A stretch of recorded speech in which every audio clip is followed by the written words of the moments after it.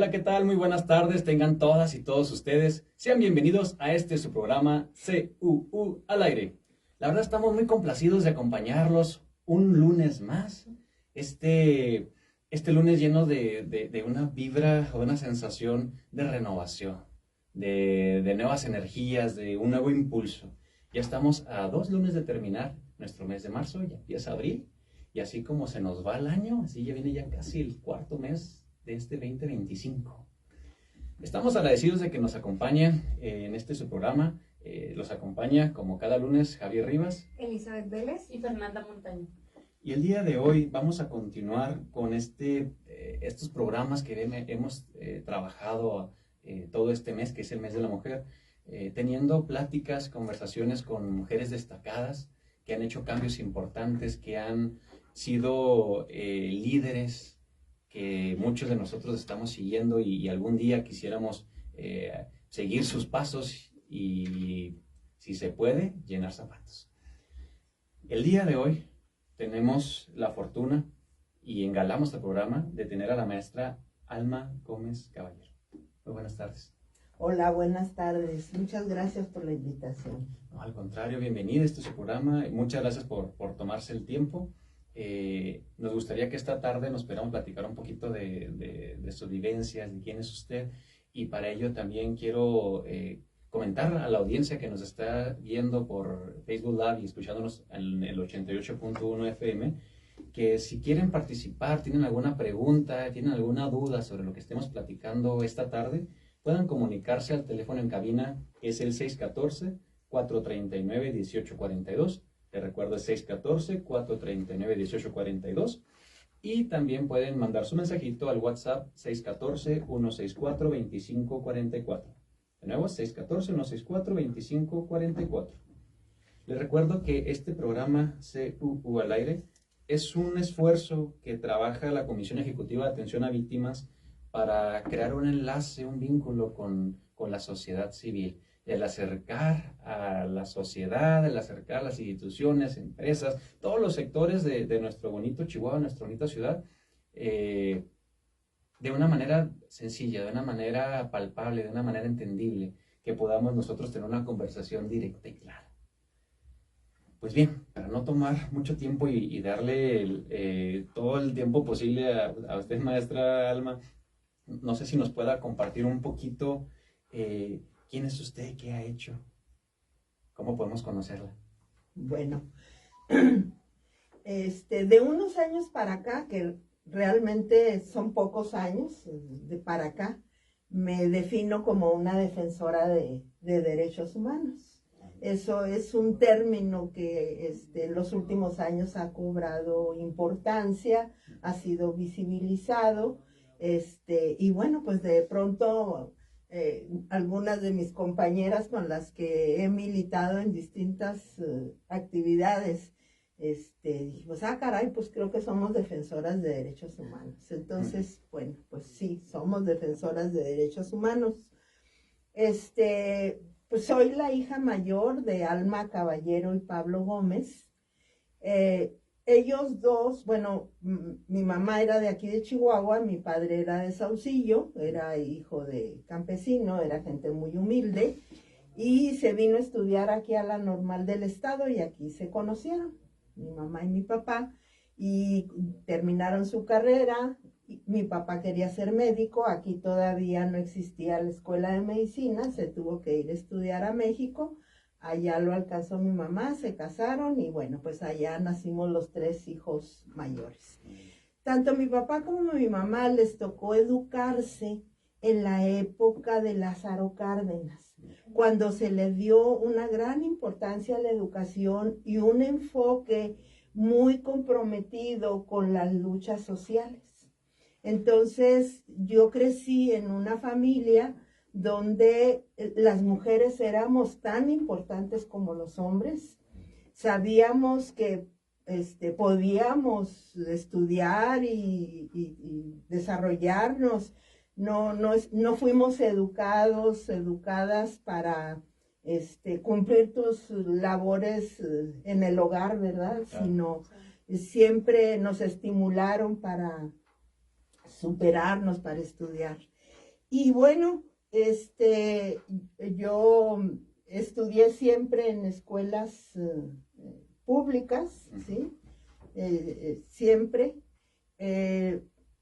Tuve el gran orgullo soy egresada de la Escuela Normal Rural Ricardo Flores Magón de Saucillo, Chihuahua, donde mi padre era maestro también. Originalmente, la normal estaba en Flores Magón, en el municipio de Buenaventura. Sí. Ahí estaba, ahí llegó mi papá a hacer su servicio social y luego pues llegamos nosotros también ahí viví un tiempo. He vivido en varias partes del estado, y bueno, él era maestro en la normal y aparte tenía su consultorio y una pequeña clínica, y entonces yo los sábados trabajaba porque también en eso fuimos educados, ¿no? Las cosas no caen del cielo, hay que trabajar para tenerlas y para superarse y todo eso. Y bueno, yo atendía sábados y domingos la farmacia. A veces alguna persona que iba a que surtir una receta, pues no confiaba, pues yo tenía 11 años, entonces pues le decía a alguien, oiga, no, pues si ya venían y me checaban y no, sí, pues sí, yo era especialista en leer las recetas de los doctores que dicen que tienen muy mala letra. Sí. Entonces, bueno, y bueno, pues estudié en la normal, las normales rurales y particularmente la de Saucillo y la de hombres que estaba en Salaices, participábamos activamente en luchas sociales que se daban en el estado de Chihuahua. Okay. En esos años había muchos grupos campesinos que les habían quitado la tierra a los terratenientes, que estaban haciendo trámites para recuperar sus tierras, no se les atendía.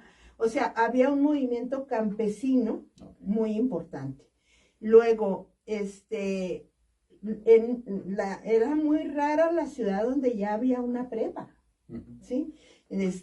Incluso una secundaria. Cuando les iba muy bien, había hasta cuarto de primaria en los poblados, en algunas la primaria y no había más, ¿sí?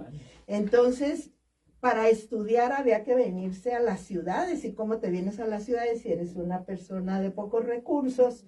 Pues no es fácil. Entonces, los estudiantes luchaban porque hubiera internados donde pudieran venirse y aquí estudiar, ¿verdad? Luego, los maestros estatales no tenían seguridad social. Los federales, pues el ISSSTE, ¿verdad? Pero los estatales no tenían. Entonces había un movimiento campesino, estudiantil, magisterial y popular. Muy, muy grande, ¿sí? Y bueno, pues no había condiciones para que las autoridades respondieran a los reclamos. Tanto la normal del estado como la de Salaices de hombres y la de Saucillo de mujeres participábamos activamente en marchas, caravanas, invasiones de tierras, etcétera. Y bueno, pues siempre fue la respuesta prácticamente la represión y los asesinatos de algunos dirigentes campesinos. Acababa de triunfar la Revolución Cubana, era un faro que iluminaba la posibilidad de los cambios en América Latina. Yo recuerdo que a las 5 de la mañana mi papá ya estaba oyendo Radio Habana libre, y yo pues crecí escuchando Radio Habana, y las mujeres que encabezaron también la lucha en Cuba, las escuché hablar. Entonces, pues no eran nada más los héroes hombres, eran también las mujeres que participan, invisibles y no nombradas, ¿verdad? Entonces, pues eran cosas que me motivaban mucho. El grupo donde militaba mi padre, en todas estas luchas, llegó un momento en que las puertas se cerraron, deciden tomar las armas e intentan asaltar el cuartel militar de Madera. Allí murió mi padre. Yo, bueno, mi padre era el único casado con hijos, todos los demás eran muy jóvenes, no solteros, sin hijos. Mi papá era el único con familia. Bueno, pues no sé qué tanto sepan ustedes de esta parte de la historia, pero en un acto de venganza, el gobernador del estado, el general Giner, ordenó que bueno, fueron 13 guerrilleros los que atacaron el cuartel, sí. 8 murieron y 5 lograron salir. Ajá. Y el gobernador ordenó que se les sepultara en una fosa común ahí en Ciudad Madera.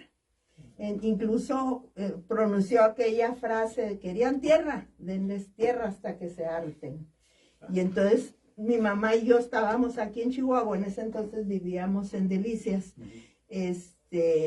porque ya la Normal se había cambiado de Flores Magón a Saucillo y nosotros nos habíamos ido a vivir a Delicias. Estábamos aquí mi mamá y yo ya esperando el cuerpo, porque incluso ya estabas en él y el de otro compañero estaban en unas bolsas ya en el aeropuerto, bueno, pues sí se fue, sí. Una avioneta que llegó a Madera para traerlos a Chihuahua, cuando, bueno, pues no, ya los habían sepultado. Fue un gesto muy represivo, propio de un dictador. Y bueno, pues ya, cuando andábamos averiguando justo la entrega del cuerpo, en ese entonces lo que era la Procuraduría estaba en el Palacio Federal, arriba de Correos y Telero, ahí estaba, y ahí mismo estaba las oficinas de Educación Federal, okay. en el primer piso arriba. Y entonces ahí en las oficinas se dieron cuenta que ahí andábamos.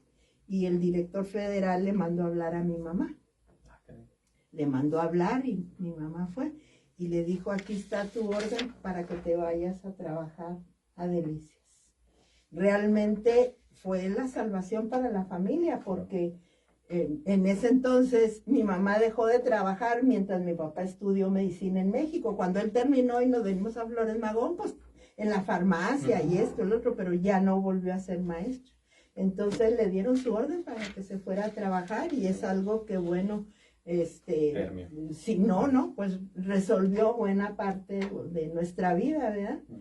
Y bueno, pues siempre crecimos orgullosos del ejemplo de mi padre, ¿sí? Cuando yo estuve en la Normal, en los últimos años, fui secretaria general de la Sociedad de Alumnas.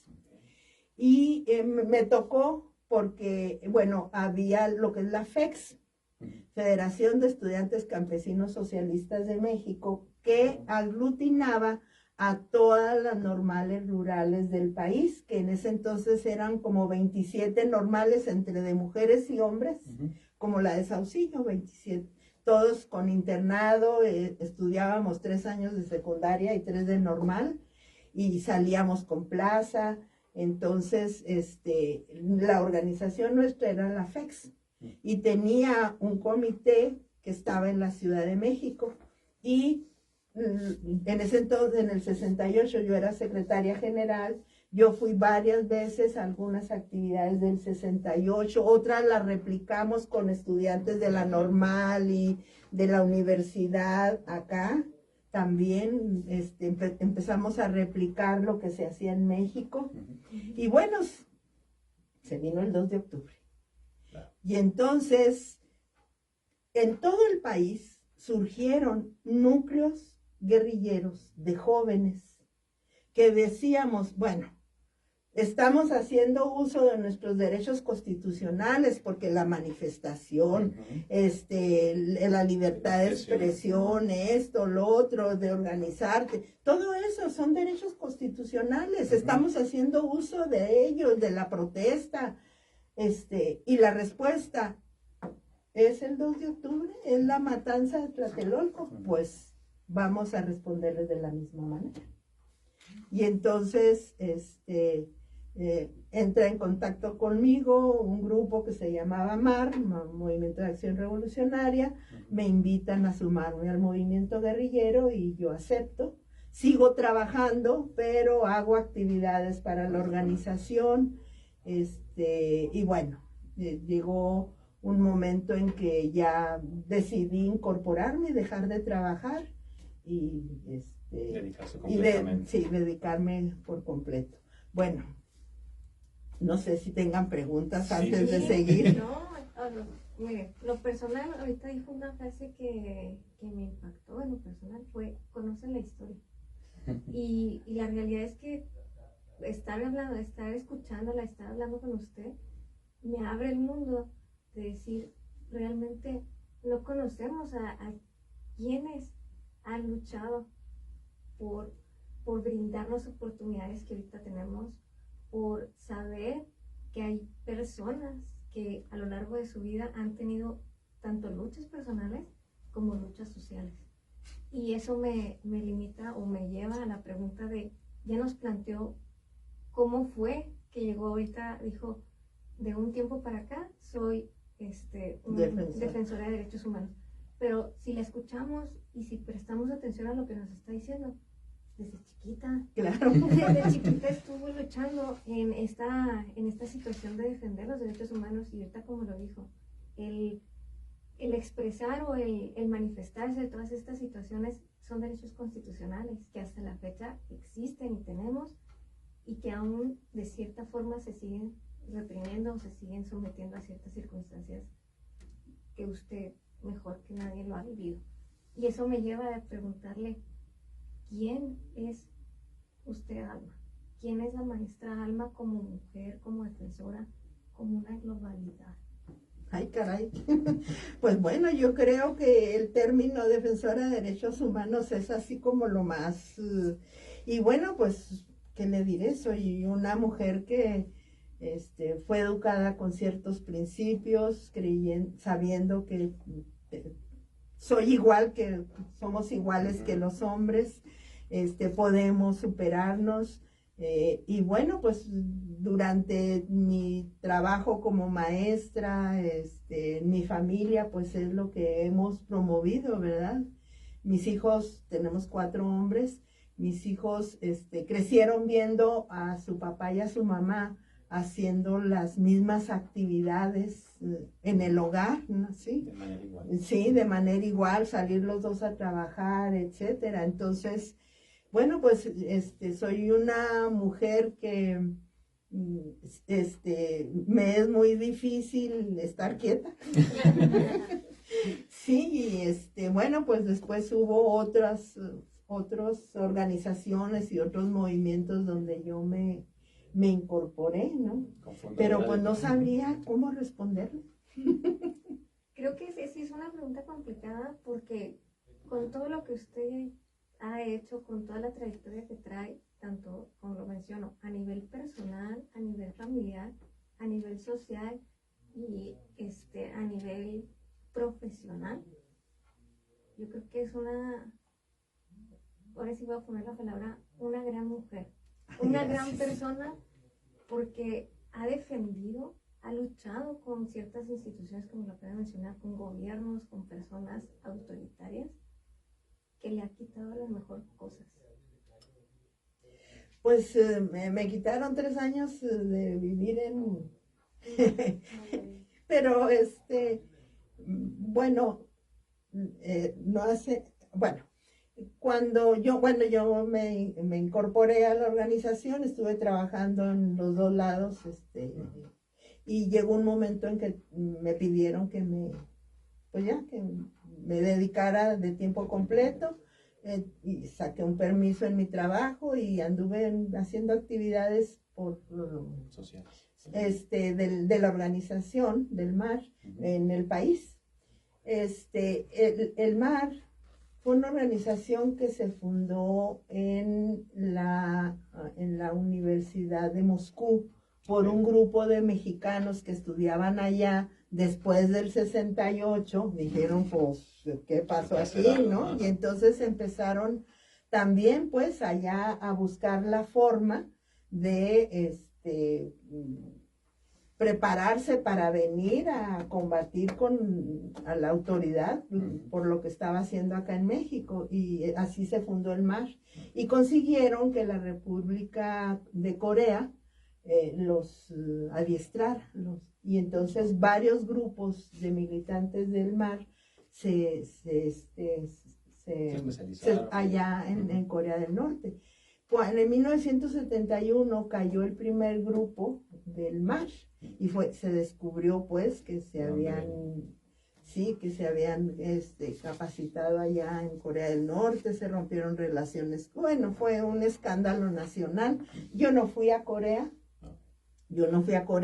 Mi trabajo era más político, de preparación, de luchar aquí. Sí, y generalmente yo estaba, porque hacíamos escuelas en todo el país, donde llegaban los nuevos compañeros a conocer más la línea política de la organización. Los que estaban capacitados daban la parte militar, yo daba la parte política, y luego nos íbamos a otra ciudad y rentábamos una casa y venían otros estudiantes y ahí los capacitábamos, los entrenaban. Y entonces, bueno, pues así fue un tiempo. Luego se decidió que ya se iba a iniciar el foco guerrillero y se iba a iniciar en Chihuahua, y a mí me pidieron que regresara a trabajar, a hacer vida legal. Ajá. ¿Sí? Pero bueno, realmente pues iba a ser base de apoyo de la organización, ¿no? Claro. Y entonces, bueno, pues ya empiezo a trabajar aquí, en la ciudad de Chihuahua. Viene nos detienen a mí y a una joven de secundaria de 17 años, no, de secundaria no, pues estaba de prepa, ¿sí? Nos detuvieron a las dos, a mí me detuvieron un día, al día siguiente la detuvieron a ella, y pues como solía suceder, te detienen y ¿dónde están? Pues aquí no, y acá tampoco, y no están, y en ningún lado estábamos. Entonces nuestras madres, porque pues mi mamá aguerrida ha sido siempre, o fue siempre, y la mamá de la otra compañera, que también ya su hijo había muerto en el segundo grupo que siguió después de lo de Madera, con Óscar González. Ellas dos, pues rápido, la sección octava de maestros era la única sección democrática del país. Y rápidamente empezaron a hacer paros por mi detención. Mi mamá le decíamos tía, pero no era nuestra tía, mi tía Gloria, fueron las primeras madres que salieron a la calle a luchar por sus hijas desaparecidas. Wow. Estamos hablando de octubre de 1973. Los policías nos llevaron a México. Allá ya había un grupo del MAR. Finalmente fuimos como 27 detenidos, y nosotras fuimos las últimas. Algunos ya tenían semanas y semanas detenidos, de cárcel en cárcel, clandestinamente, desaparecidos también.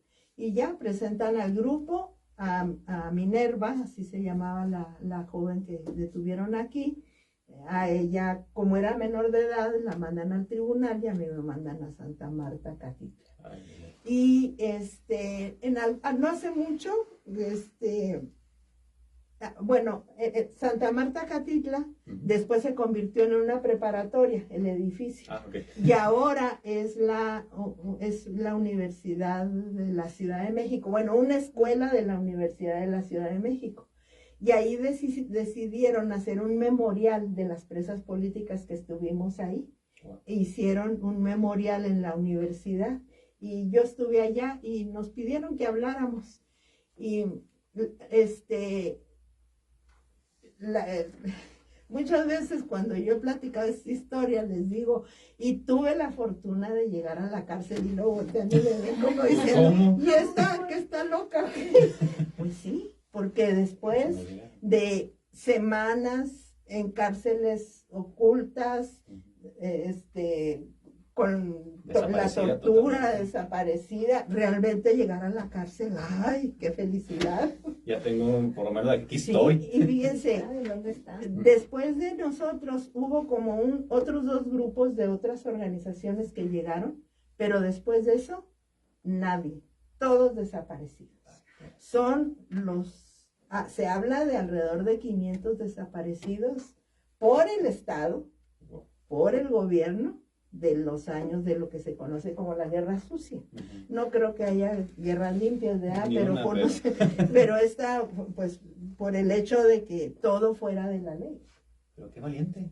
Desde muy pequeña ya luchando por un derecho que le pertenece a todos los mexicanos y llegar al punto de ser presa política y aún seguir todavía la lucha, porque después de eso fue cofundadora de varias asociaciones civiles, ¿verdad? ¿Como cuáles? Bueno, mire, ya nada más así, en ese entonces era presidente Luis Echeverría, y bueno, pues llegó con muy mala fama, ¿verdad?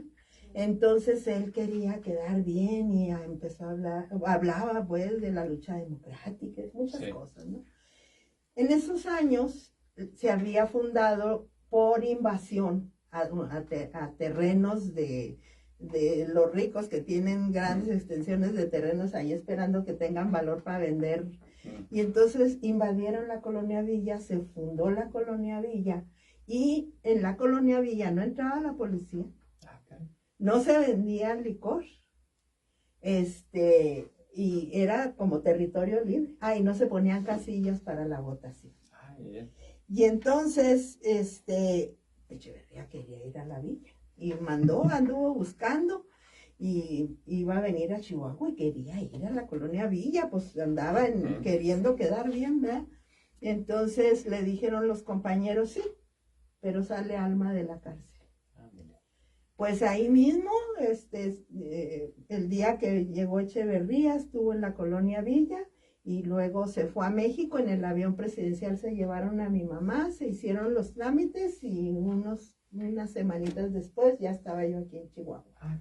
Entonces, pues así fue como yo salí de Santa Marta. Yo era nuestro expediente era el 171, todos los del mar íbamos a ese expediente.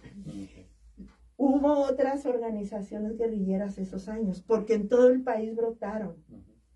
Entonces, todos los detenidos tuvieron juicios, los sentenciaron o en ese proceso estaban. A los del mar era el auto de formal prisión y nada más. Había compañeros que ya llegaron a tener hasta 9 años y nada. No se hacía nada, era parte pues de esa represión en contra en especial del mar. Entonces, bueno, pues no, ya el Ministerio Público se desistió, me dejaron la conspiración como delito, pero ya con eso pude salir, seguí firmando un tiempo y en el 78 se dio la amnistía y pues ya dejé de firmar en el juzgado y me pude venir acá a Chihuahua. Entonces, bueno, para esto... Aquí nos están avisando que el tiempo se está acabando ya. Híjole. Hay que volver a invitarla si nos permite, porque todavía queda muchísima parte de su historia que nos pueda compartir. No sé si tenga el tiempo próximamente en volver a acompañarnos. Sí, claro. Venga, muchas gracias. ¿Alguna invitación hago para despedirse de la audiencia que la está escuchando? Bueno, pues me parece importante ahorita con tu intervención. Se dan cuenta de que toda esta parte de la historia de nuestro país pues no se conoce, ¿verdad? No se conoce, y habría que decir que parte de toda esa lucha, de que después ya hubo elecciones que no ganaba nada más el PRI, ¿verdad?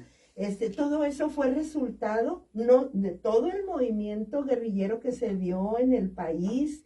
Las luchas de los maestros, las luchas de muchas luchas, el gobierno tuvo que cambiar y entonces ya Antes estas cosas en la prensa ni de chiste, ¿no? Como iba a estar yo aquí hablando en un micrófono de la universidad de esto. Entonces, todo eso es el logro de esa gran lucha que vimos que costó muchas cosas, costó la libertad, la vida, de cientos de hombres y mujeres en todo el país. Y bueno, no, todavía no llegamos a lo que nos gustaría que fuera nuestro país, pero bueno, seguimos. Para como estábamos, ahí la llevamos. Entonces, bueno, pues a lo mejor sí le dejamos aquí punto y aparte hasta que regrese a Chihuahua y luego le seguimos con lo demás. Bien. Muchísimas gracias, maestra, muchas gracias por compartir con nosotros un poquito de su historia. Queda mucho. La gente que ahorita nos está escuchando está ansiosa de conocer más sobre usted. Hay opiniones y comentarios de mujer valiente, una mujer singular, mis respetos, una líder. Entonces, si nos permite, aquí nos volvemos a ver otro próximo lunes. Sí, claro. A toda la gente que nos está escuchando y viendo por Facebook Live, muchas gracias. No se pierdan los siguientes programas porque seguimos con esta